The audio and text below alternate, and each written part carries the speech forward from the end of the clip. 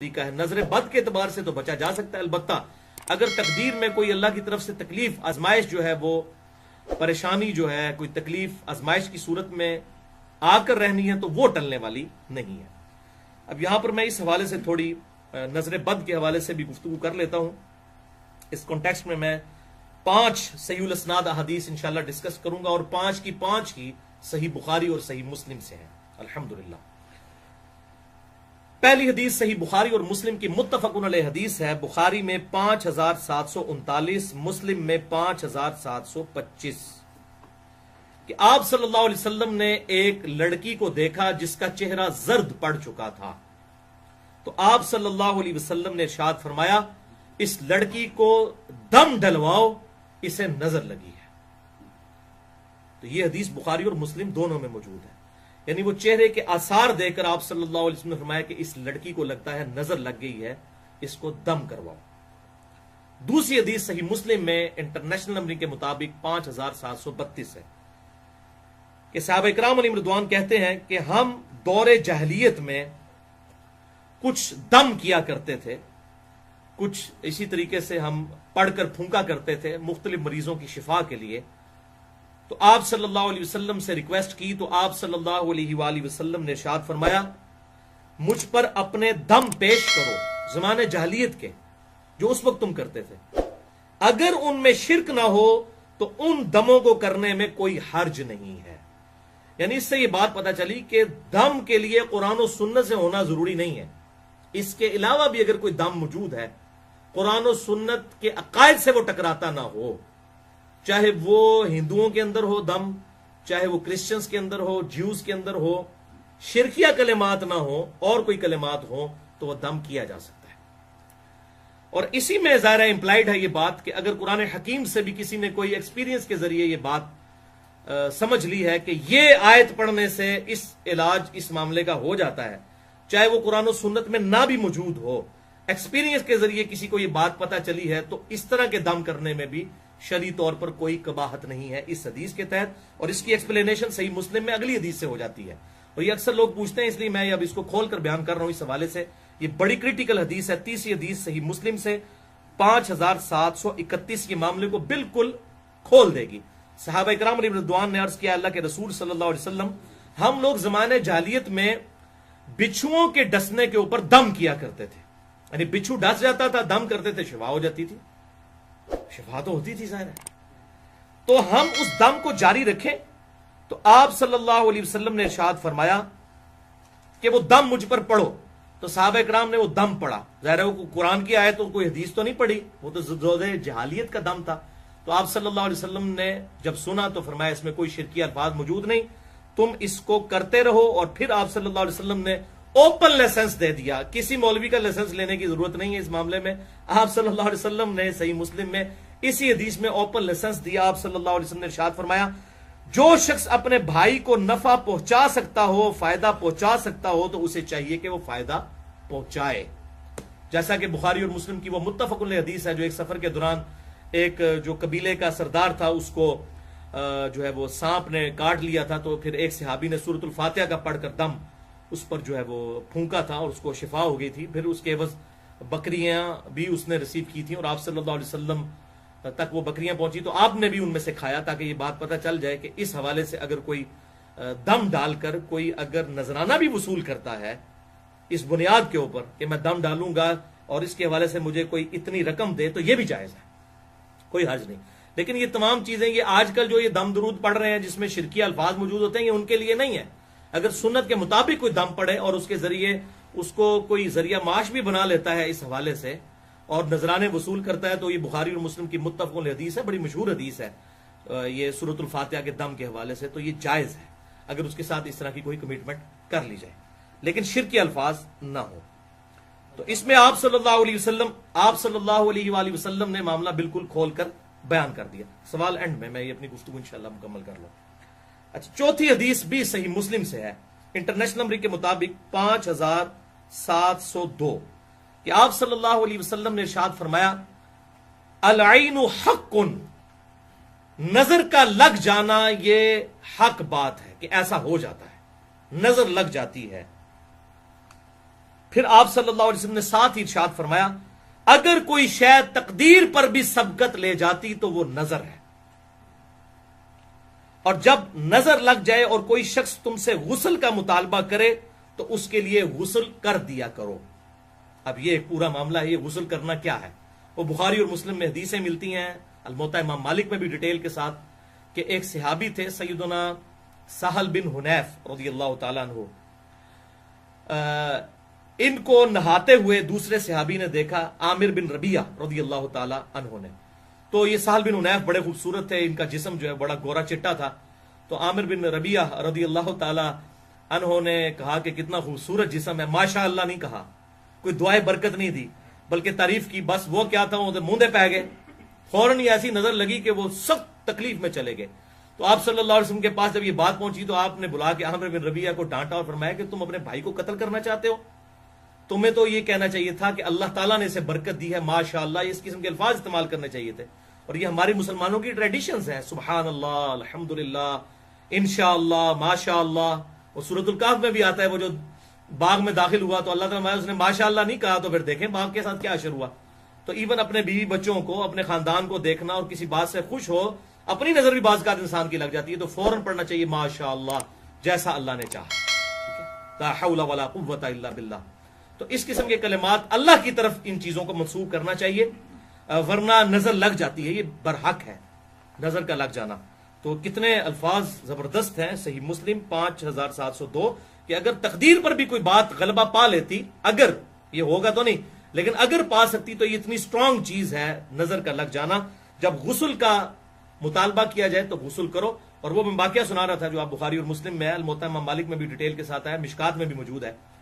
تو سہل بن حنیف جو ہے ہوتے موندے ہی پہ گئے، ظاہر ہے کہ ان کو اتنی سخت نظر لگ گئی، تو آپ صلی اللہ علیہ وسلم نے عامر بن ربیعہ کو بلا کر فرمایا تم اپنے بھائی کو قتل کرنا چاہتے ہو، اس کے لیے برکت کی دعا کرتے اگر تم نے اتنا اس کا خوبصورت جسم دیکھا تھا۔ تو آپ صلی اللہ علیہ وسلم نے پھر ان کے لیے علاج تجویز فرمایا کہ یہ عامر بن ربیعہ جس کی نظر لگی ہے یہ غسل کرے، اپنے ہاتھ پاؤں اور اپنا چہرہ یہ سب کچھ دھوئے یا وضو کرے، اور اس پانی کو ایک جو ہے برتن میں جمع کیا جائے، پھر اس پانی کے ساتھ وہ شخص غسل کرے کہ جس کو نظر لگی ہے۔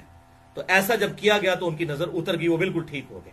تو یہ وہ مسلم میں جو الفاظ ہیں، جب غسل کا مطالبہ کیا جائے تو غسل کر دینا چاہیے۔ تو آپ سے بھی اگر کوئی مطالبہ کر دیتا ہے کہ جی جناب غسل کرو، لگتا ہے تہاڈی نظر لگی ہے، تو پھر مطالبہ پورا کرنا ضروری ہو جائے گا اس حوالے سے۔ تو اس کے لیے پورا غسل کرنا ضروری نہیں ہے، اس میں بھی الفاظ موجود ہیں کہ وہ اس صحابی نے وضو کیا، اپنے چہرے پہ پانی ڈالا، یہ چھوٹا غسل ہی ہوتا ہے نا وضو جو ہے، اور ہاتھ جو ہے کونیوں تک دھوئے، تو اس طریقے سے پاؤں دھوئے، تو وہ پانی جمع کیا گیا، پھر اس سے غسل کروایا گیا۔ تو سہل بن حنیف رضی اللہ تعالیٰ عنہ کو اللہ تعالیٰ نے اس کی برکت سے شفا دے دی۔ اچھا، 5ویں حدیث۔ اب یہ تو ساری باتیں ہوں گی اتنی ڈینجرس، علاج کیا ہے ان چیزوں کا؟ اصل چیز تو یہ ہے نا، اکثر لوگ پوچھ رہے ہوتے ہیں نظر کا علاج کیا ہے، نظر کا دم کیسے ڈالا جائے؟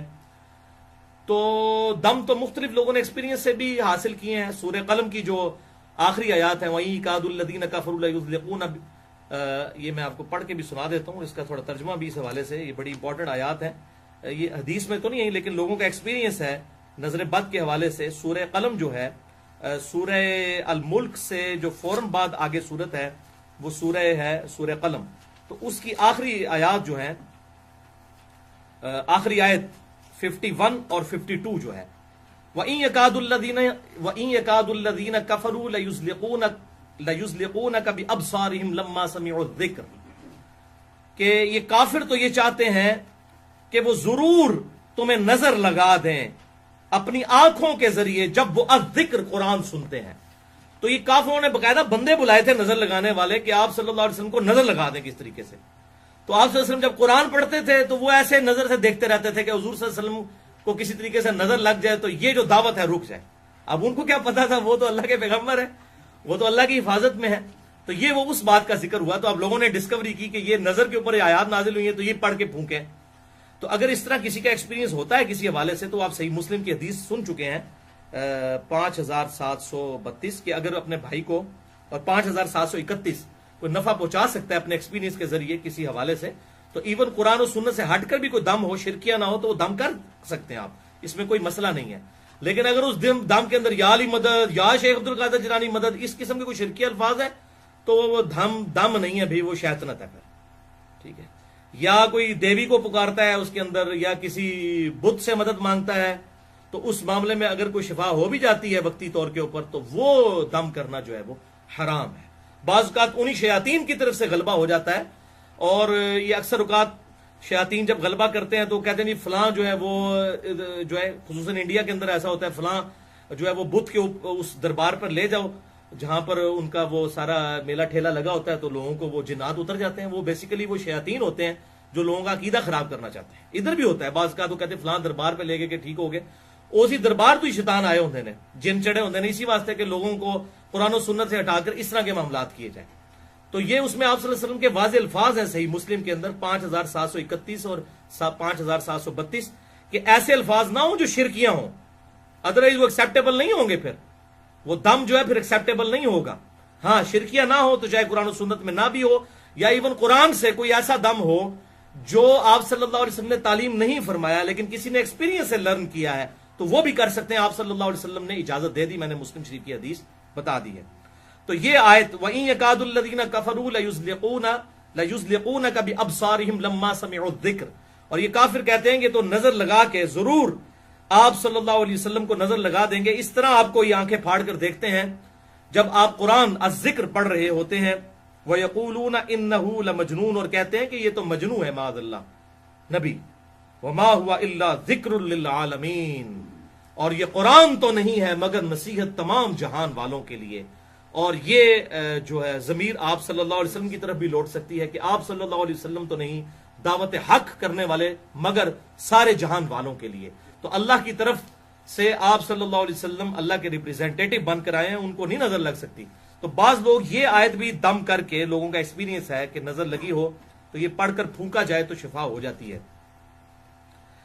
باقی یہ پانی کے اوپر آپ صلی اللہ علیہ وسلم نے پھونکے مارنے سے منع کیا ہے، ڈائریکٹ پھونک ماری جا سکتی ہے کسی بھی معاملے کے اندر، اور اگر کوئی پانی پہ بھی دم کرتا ہے تو اس کے لیے پھونک مارنا ضروری نہیں ہے۔ آپ سامنے پانی رکھ کے اگر کوئی دم پڑھ کر اور وہ پانی کسی کو دیتا ہے پینے کے لیے تو اس طرح کے معاملات کے اندر بھی کوئی حرج نہیں ہے، لیکن الفاظ شرکیہ نہیں ہونے چاہیے، یہ اس کے لیے شرط ہے۔